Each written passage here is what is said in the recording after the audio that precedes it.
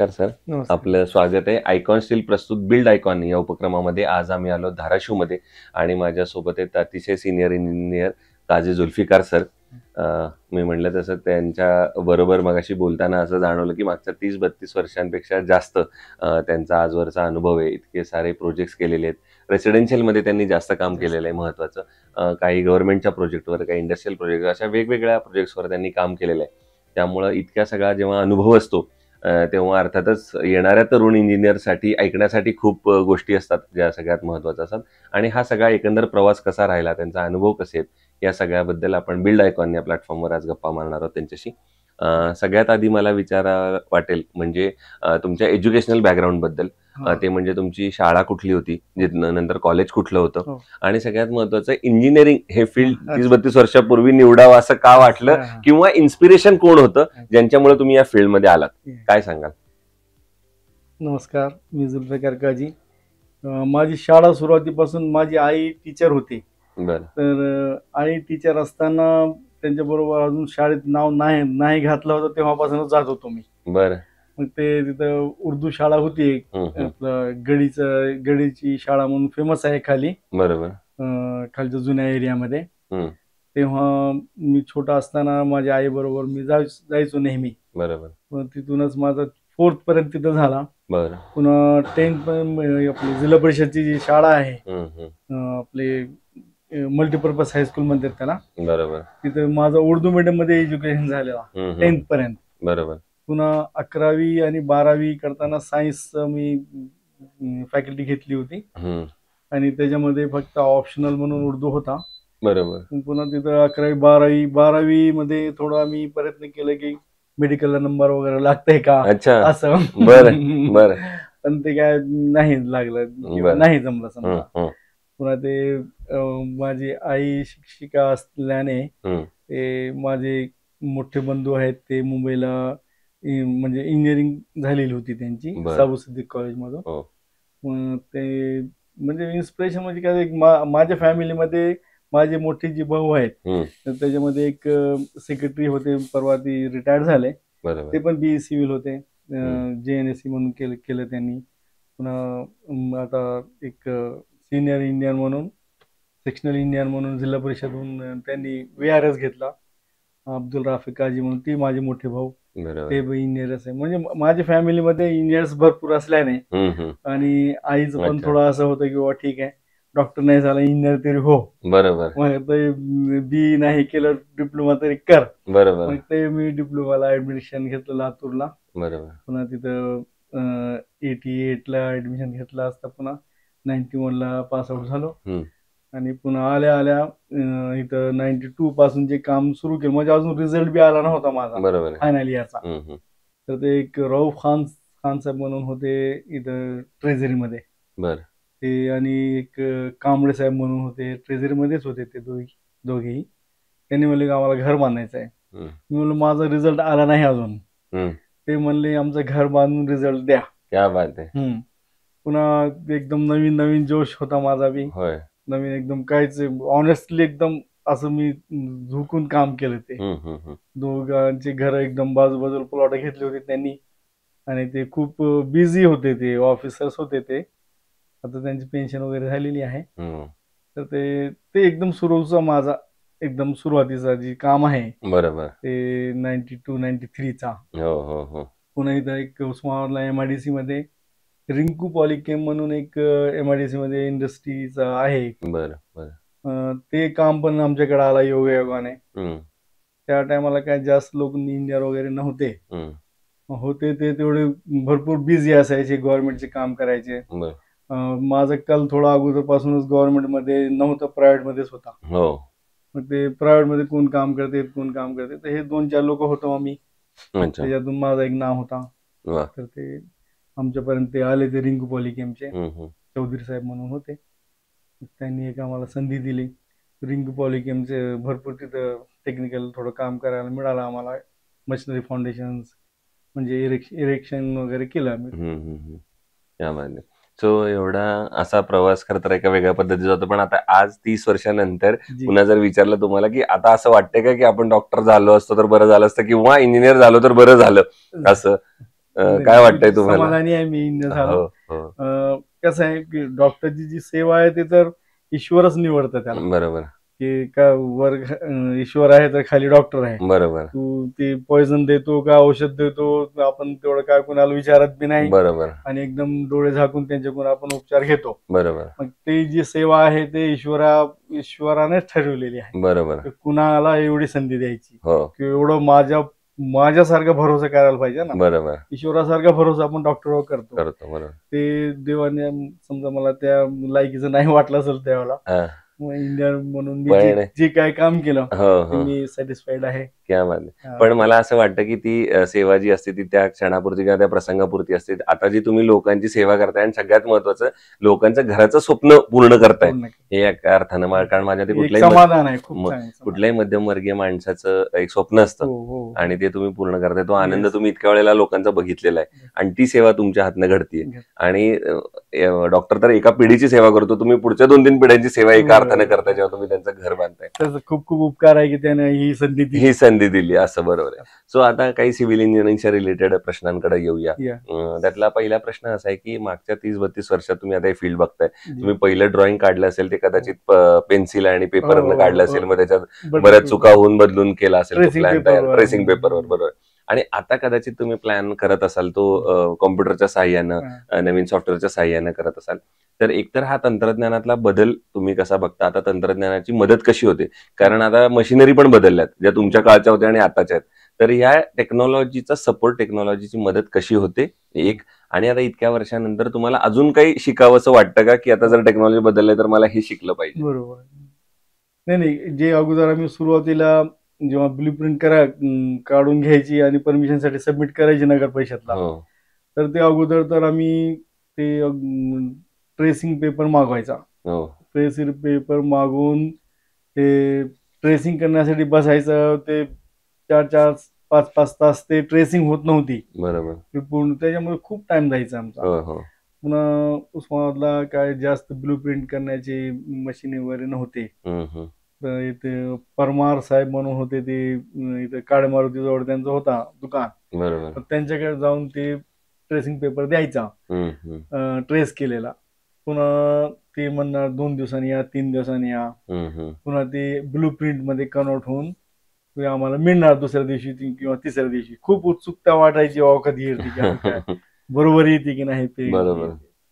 पुन्हा ते एकदम अट्रॅक्शन त्या फील्ड मध्ये. बरोबर. जसं जसं म्हणजे उशीर होत असतं कुठल्या कामाला, बरोबर, तसं तसं अट्रॅक्शन वाढत असतंय. एकदम असं वाटतंय कधी का होईना गेलं. पण ते खूप इंटरेस्ट आम्ही घ्यायचे त्याच्यात. चक्रा मारायचे उगाच. त्यांनी सांगितलेलं असतं उद्या या, तरी संध्याकाळी जायचं. झालं का बघायला म्हणजे एक इंटरॅक्शन जास्त होता, लोक कमी होते. बरोबर. ही सेवा देणारे कन्स्ट्रक्शन फील्ड मध्ये तर खूपच कमी होते. बरोबर. आता ही ब्लू प्रिंट हे ते तर खूप जे काय लोक आहेत त्यांना माहिती पण नव्हतं की काय असते, ब्लू प्रिंट होती कशी. बरोबर. ते पण माहिती नव्हतं. ते का ब्लू प्रिंटच का करायची, ते आपलं करा, त्याला 2-3 दिवस थांबावं लागतंय. बरोबर. तर ते काय ते तुमचे चेंजेस वगैरे काय खोडं बनणं ते खोडता येत नाही. बरोबर. ब्लू प्रिंट आहे ते त्या हिशोबाने गव्हर्नमेंट ठरवलेलं आहे ते आपल्या सोयीसाठी असते. उशीर लागला तर लागलं, म्हणजे घर मालक जे आहे ते बांधकाम करणारे त्यांना गडबड असायची, लवकर परमिशन मिळावी, लवकर घर बांधकाम चालू व्हावं. या हिशोबाने इंटरॅक्शन जास्त होता लोकांशी आणि खूप मजा यायची त्या कामामध्ये. बरोबर. दुसरं, या इतक्या वर्षांमध्ये एक कॉमन फॅक्टर तुम्ही बघितला असेल, तो म्हणजे कामगार या फील्डमध्ये कायमच लागतात. आणि अकुशल कामगार, पूर्वी त्यांचं प्रमाण कदाचित जास्त असेल, आता थोडं कमी असेल, पण अकुशल कामगार अजूनही आहेतच. तर अशा अकुशल कामगारांबरोबर अनस्किल्ड लेबर बरोबर काम करणं हे कितपत धोकादायक आहे असं तुम्हाला वाटतं, आणि तुम्ही ती कशी परिस्थिती हाताळता सगळे? खूपच अवघड क्वेश्चन आहे. एक तर कसं माहितीये का, जी कुशल कामगार आणि स्किल अँड अनस्किल्ड लेबर म्हणतो आपण, तर ते कसं झालेलं आहे की कुणालाही वाटत नाही की मी अनस्किल्ड आहे. बरोबर. आता अशी मेंटॅलिटी झालेली आहे लोकांची.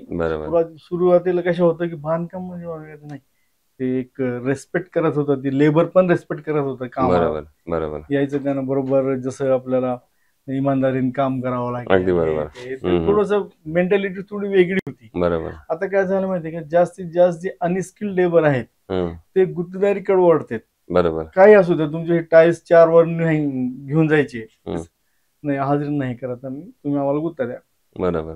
ही एक थोडीशी मेंटॅलिटी त्यांची तशी झालेली आहे. बरोबर. कारण की आपण दिवसभर कशाला करत बसायचंय, आपलं म्हणजे इमानदारी नाही आहे.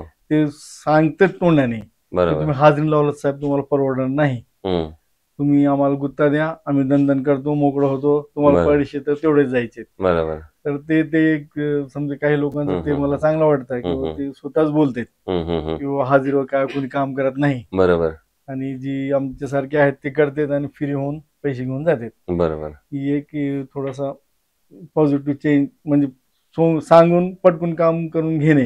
2 पैसे जास्त जातील की नाही ते माहित नाही, पण अगोदर जे हाजरीने आपण काम करून घेत होतो ते त्याच्यामध्ये पैसे वाचायचे थोडे. बरोबर. आता कसं झालंय किंवा ही काम दिवसभराचं आहे ना, 1 दिवसाची हाजरी समजा 700 रुपये आहे लेबरची, तर ते 700 रुपयाच काम करतो, पण त्यानं 3 तासात काम करून जातो.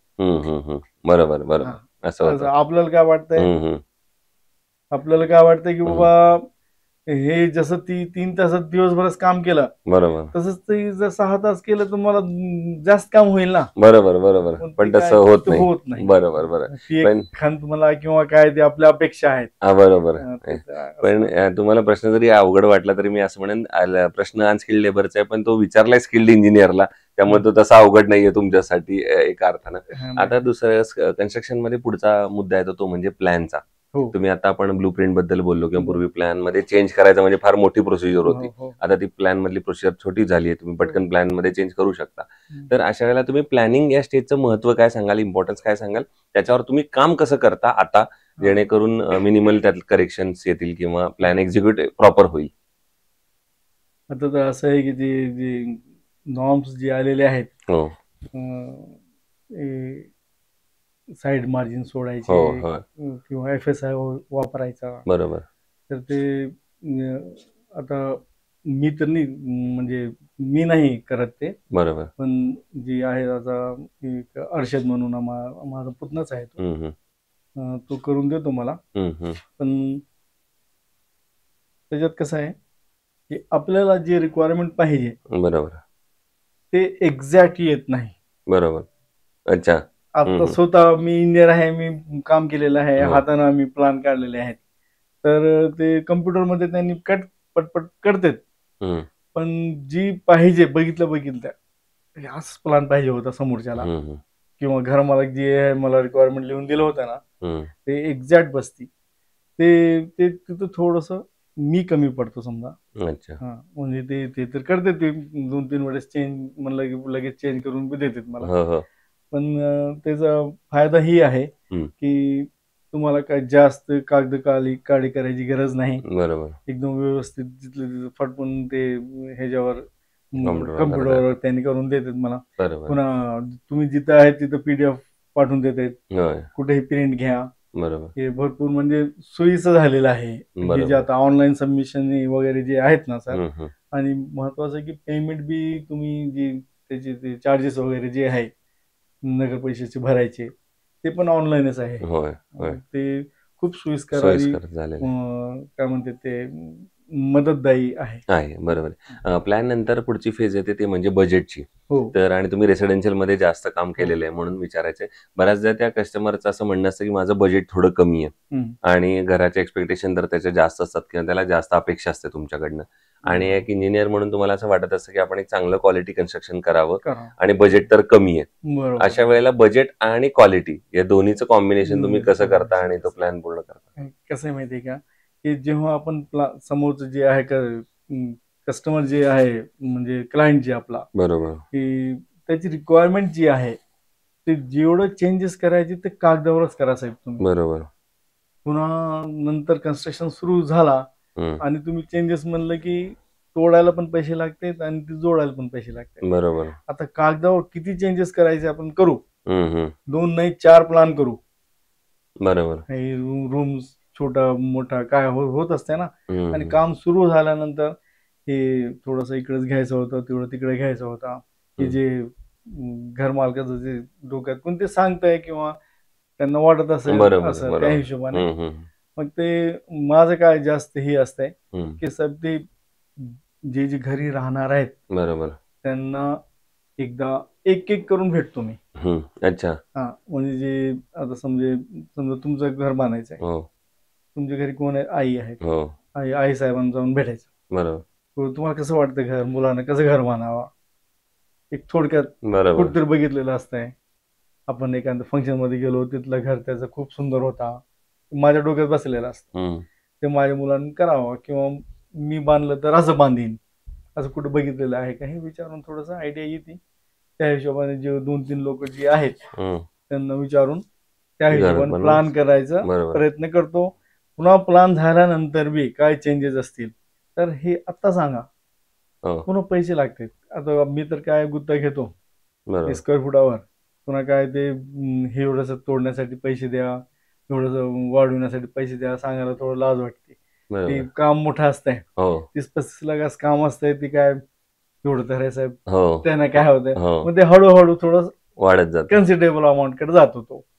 तर ते असं एक आम्ही हे करतो, प्रयत्न करतो की बाबा जी राहणार लोक आहेत त्यांना भेटावं आणि कमीत कमी चेंजेस बांधकाम करताना मध्ये व्हावे, व्हावे बरोबर आहे. अशी आहे. आता दुसरं या क्षेत्रात आता इतकं काम केल्यानंतर 30-32 वर्ष जसं तुम्ही हे क्षेत्र बदलताना बघितलंय, हे फील्ड बघितलंय, तसंच तुम्ही धाराशिव पण बदलताना बघितलंय. हो, कारण तुम्ही लहानपणापासून इथलेच आहेत मूळचे हो, आणि तुम्ही धाराशिव मधले पण चेंजेस बघितलेत. Yes sir. तर एक इंजिनियर म्हणून तुम्हाला पुढच्या 15-20 वर्षामध्ये एक डेव्हलपमेंटचं विजन असं हा, विचारलं हा. तर तुमच्या डोळ्यासमोर कुठले मुद्दे येतात ज्या मुद्द्यांवर आता काम करणं फार गरजेचं आहे जर धाराशिवची आपल्याला ओव्हरऑल डेव्हलपमेंट हवी असेल तर? अच्छा, आता मी काय थोडस बोलेन, ते कुणाला टिप्पणी किंवा हो हे असं नाहीये. नाही नाही अगदी की कसं आपण जर समजा तुम्हाला एक 10,000 रुपये टाकायचे आहेत, बरोबर तर मी गुगल पे म्हणून जाऊन तुम्हाला टाकू शकतो. बरोबर ओके, हो तुम्हाला 10,000 मिळाले. हो ठीक. तसंच मला परमिशन घ्यायची नगर परिषद, मी माझा प्लान सबमिट करावा, बरोबर कुणाला मध्ये ठेवू हे नका ठेवू नका. बरोबर भरपूर प्रॉब्लेम क्रिएट करायचे लोक मधले. बरोबर ते बीपीएमएससी कधी साईड उघडत नाही, हो. कधीतरी काय लॉक होत आहे, काहीतरी प्रॉब्लेम होते. बरोबर एकदम थोडस काय म्हणते ते ट्रान्सपरन्सी कमी आहे बरोबर एक. दुसरा असं की समजा सिटी म्हणजे आता धाराशिव संबंधी बोलायचं म्हणजे खूप प्रेम आहे मला धाराशिववर, हो अगदी बरोबर कारण मी इथलंच आहे. होय होय इथला मी काजी आहेत, माझ्या इनाम मध्ये जमिनी आहेत इथं, हो आम्ही इथंच लहानचे मोठे झालो. बरोबर असं वाटतं की ठीक आहे, लातूर एवढं फास्ट वाढलं इथला, लातूर मध्ये हो भरपूर लातूर मध्ये कारखाने आहेत, हे हे ते कुठलेही सिटीला वाढण्यासाठी किंवा त्याचं इकॉनॉमिकल डेव्हलपमेंटसाठी, फायनान्शियल डेव्हलपमेंटसाठी काय लागतंय, ते इन्फ्रास्ट्रक्चर पाहिजे. अगदी बरोबर इन्फ्रास्ट्रक्चर मध्ये समजा बेसिक आहे नगरपालिका.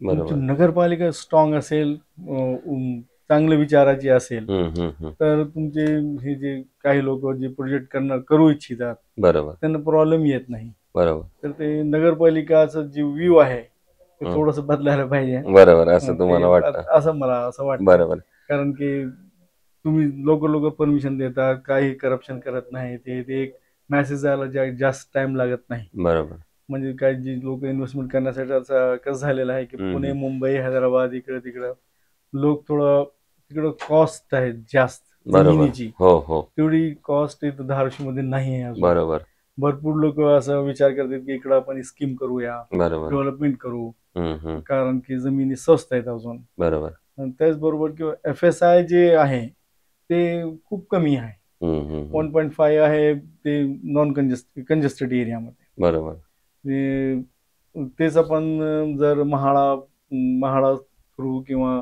अजून कॉर्पोरेशन मध्ये गेलो तर 2.5 2.75 असं मिळतंय. मग ते जे इन्व्हेस्टमेंट करणार आहे, डेव्हलपर आहे, कन्स्ट्रक्शन करणार जे आहे, ते त्यांना 2 पैसे मिळते, मग ते आपल्याकडे अट्रॅक्ट होऊ शकते. बरोबर त्या हिशोबाने मला असं वाटतं की जी कॉलनीज आहेत, ज्यांना की 40 ते 50 वर्ष झालेले आहेत, त्यांचं FSI वाढून मिळण्यासाठी जी कारवाई करता येईल ती केली पाहिजे. करावी. बरोबर आणि मग सरकार किंवा शासन प्रशासन कशी मदत करू शकते या सगळ्यामध्ये?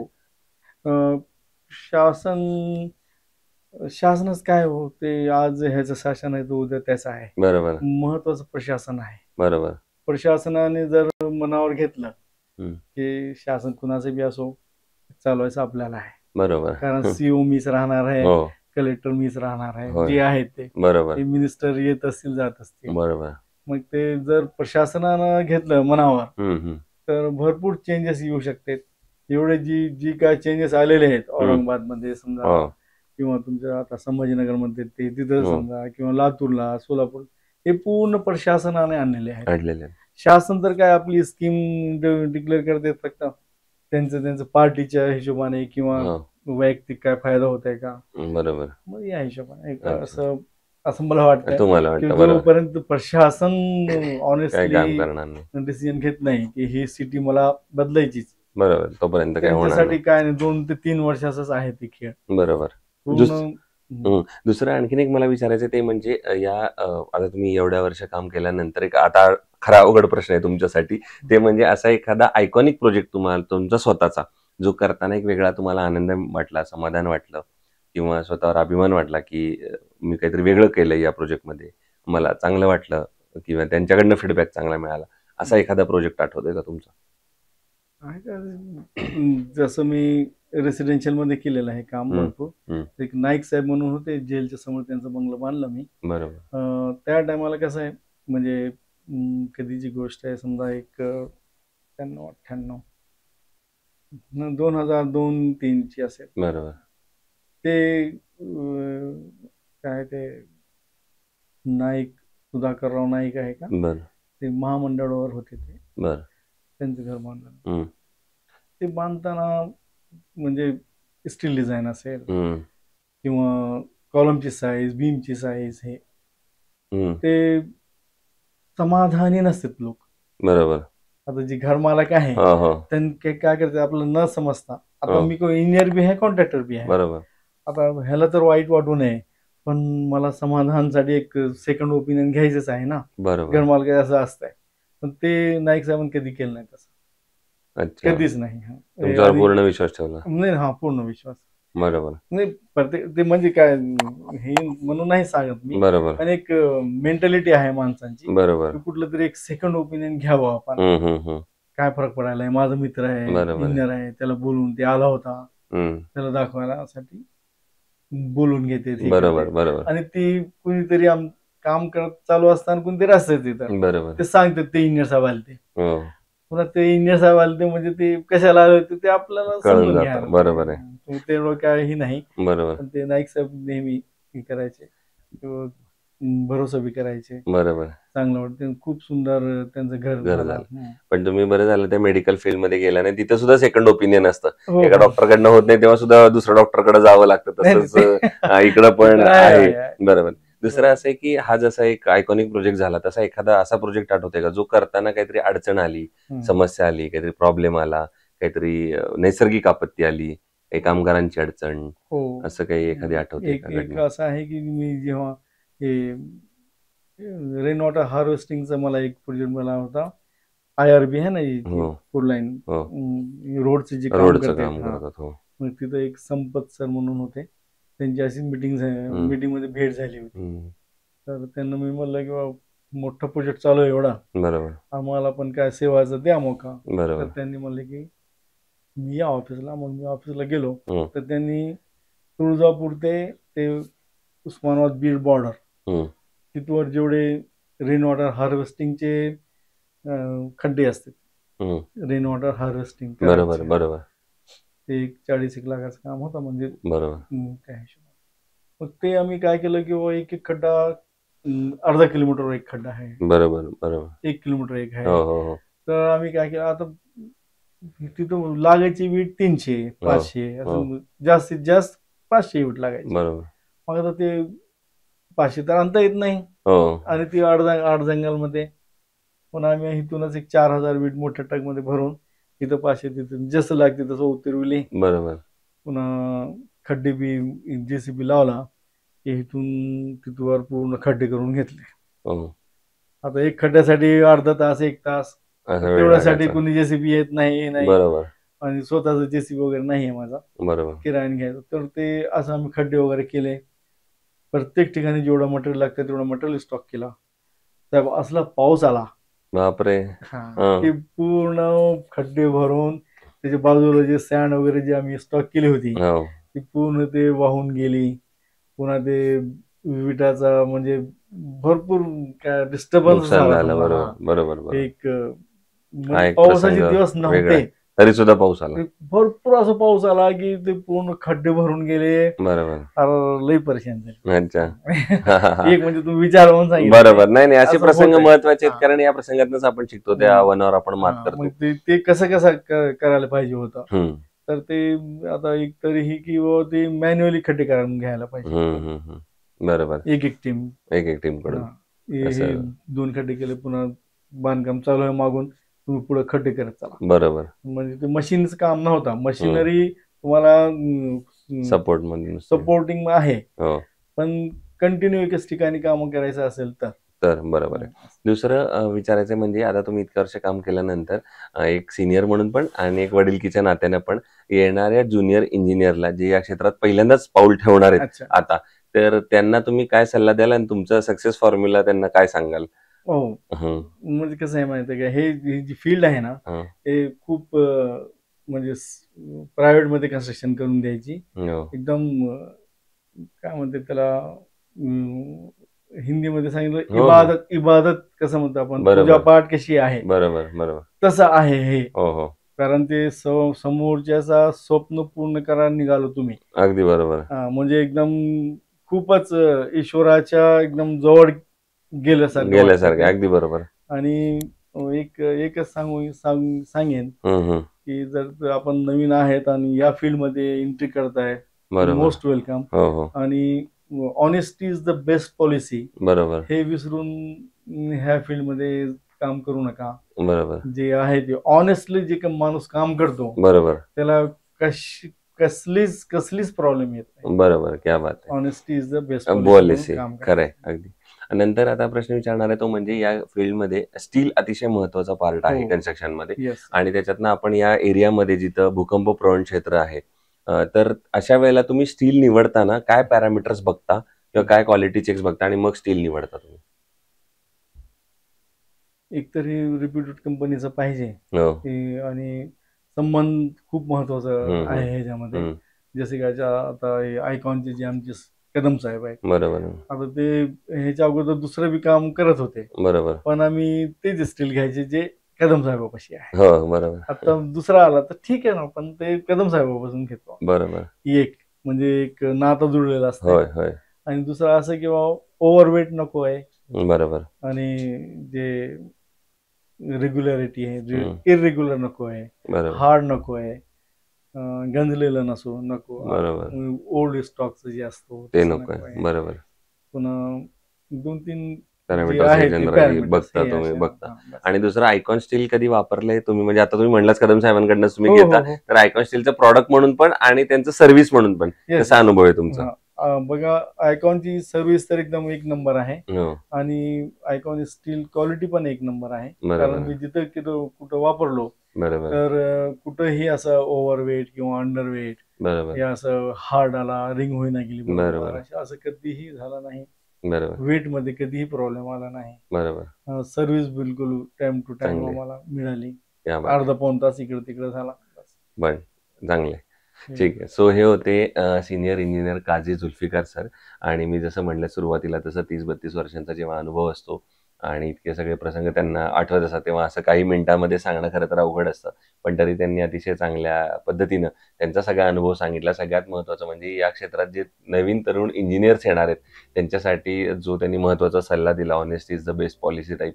तर मला असं वाटतं की तुमच्या प्रामाणिकपणाचा पाया जर कुठल्याही बिल्डिंगला असेल तर माझ्या मते यशाचं त्याच्यावर मजले तुम्ही आरामशीर चढवू शकता आणि ती बिल्डिंग तुमची अनेक वर्ष टिकणारी राहू शकते. तर पुन्हा एकदा तुमचे मनपूर्वक आभार की तुम्ही आमच्या या प्लॅटफॉर्मवर आलात, इतक्या मनमोकळेपणे गप्पा मारलात. येणाऱ्या आगामी काळात सुद्धा असे आयकॉनिक प्रोजेक्ट तुमच्या हातून घडावेत हीच आयकॉन स्टील कडून मनपूर्वक शुभेच्छा. थँक्यू. एक रिक्वेस्ट आमची अशी आहे की जसं माझं डोकं दुखलं तर विक्स लावतो किंवा कुठलं तरी एक जनरल जे आहे गोळी खातो, तसं मी इंडियन नाही आहे, हो पण मला घर बांधायचं आहे. हो तर मला एवढं माहिती पाहिजे की कॉलम मध्ये त्याच्या सरफेस एरियाच्या एवढ्या पर्सेंट स्टीलचा एरिया असायला पाहिजे. बरोबर त्याच्यामध्ये तुम्हाला काय करता आलं तर ते थोडं पसरून लोकांमध्ये जे भीती आहे हो की कुठलं कॉन्ट्रॅक्टर स्टील कमी टाकते का बरोबर किंवा काय होतंय का काय म्हणजे अंडर स्टील काय रेनफोर्समेंट तो नाही आहे. होत नाही तर ते चेक करण्याचं एक थंब रूल जसं आहे हो ते तुम्ही ऍडव्हर्टाईज पासून हे कुठून बी तुम्ही पसरू करू शकता शकतो आणि बरोबर लोकांना माहित होऊ शकतं. नक्कीच असं थोडस Yes. काय झालं तर थँक्यू व्हेरी मच.